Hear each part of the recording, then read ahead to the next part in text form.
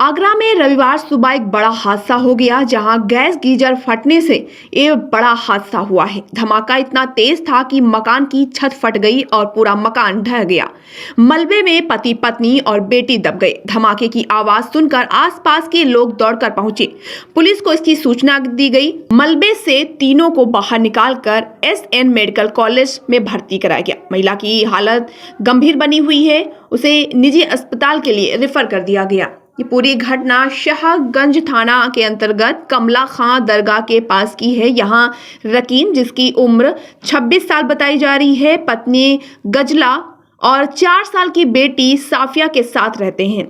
सुबह करीब 6 बजे गजला ने उठकर गैस गीजर को ऑन किया। इसके बाद वह चाय बनाने के लिए किचन में चली गई। थोड़ी देर बाद तेज धमाका हुआ। धमाके में मकान की छत ढह गई, दीवारें उड़ गई, पूरा मकान ध्वस्त हो गया।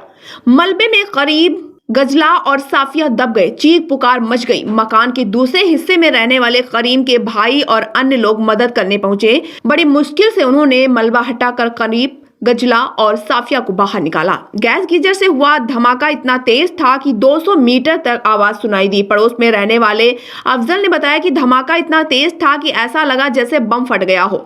आसपास के मकान भी हिल गए। जब बाहर आकर देखा तो पता चला कि करीम का मकान ढह गया है। वहीं करीम के घर से थोड़ी दूर रहने वाले लोगों ने बताया कि उनका घर हिल गया, ऐसा लगा जैसे भूकंप आया हो। करीम के परिजनों ने बताया कि 200 गज के मकान में 6 भाइयों का परिवार रहता है। करीम का हिस्सा अलग था। गजाला सुबह 6 बजे चाय बना रही थी। रसोई में ही गैस गीजर लगा था।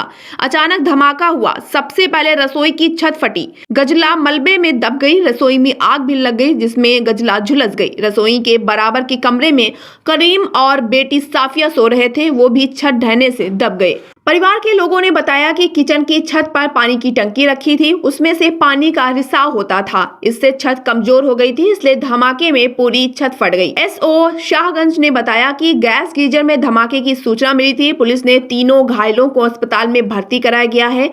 घटना की जांच की जा रही है।